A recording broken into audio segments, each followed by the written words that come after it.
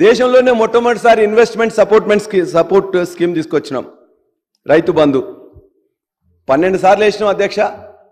ఇది వేస్తున్నప్పుడు కూడా స్వామినాథన్ గారి ఏదైతే వాళ్ళ యొక్క గైడ్లైన్స్ ఉన్నాయో వాళ్ళు ఎంఎస్పి మీద ఏ విధంగా మినిమం సపోర్ట్ ప్రైస్ ఇవ్వాలని చెప్పినరో అదేవిధంగా అదనుగా వాళ్ళకు కావాల్సిన సహాయం చేయాలి. ఆ సహాయం ఆర్థిక సహాయం చేయాలి, అది కూడా మీకు ఎంత వీలైతే అంత చేయండి అని చెప్పేసి అన్నారు. నేను రైతు బంధు సమితి అధ్యక్షునిగా పనిచేసిన కాబట్టి చాలాసార్లు గత ముఖ్యమంత్రి గారితో వారితో కలిసి మాట్లాడే అవకాశం దొరికింది.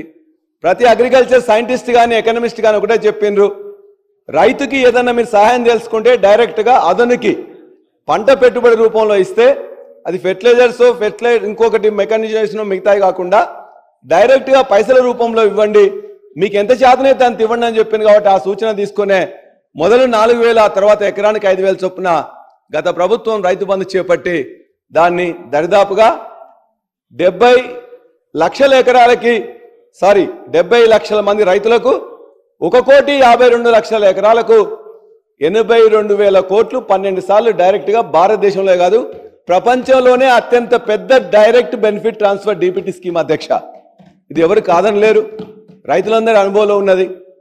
కాబట్టి ఆ రైతు బంధుని కొనసాగిస్తాం, ఖచ్చితంగా దాన్ని వేరే రూపంలో పేరు పెడతాం, దాన్ని ఇంతకంటే బాగు చేస్తామని చెప్పారు. దాని గురించి వస్తా అధ్యక్ష.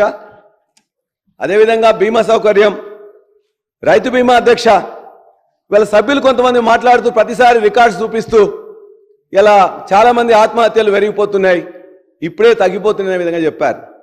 2014 కంటే ముందు ఈ రాష్ట్రంలో ప్రతి సంవత్సరం 2,000 కంటే కూడా ఎక్కువ ఆత్మహత్యలు జరిగినాయి. ఎన్సీఆర్బీ రికార్డే తీసుకోండి అధ్యక్ష.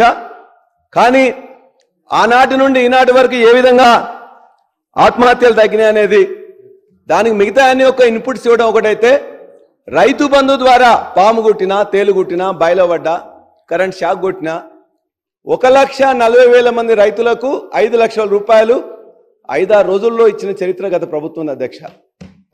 రైతు బీమా ద్వారా ఖచ్చితంగా ఇచ్చాం.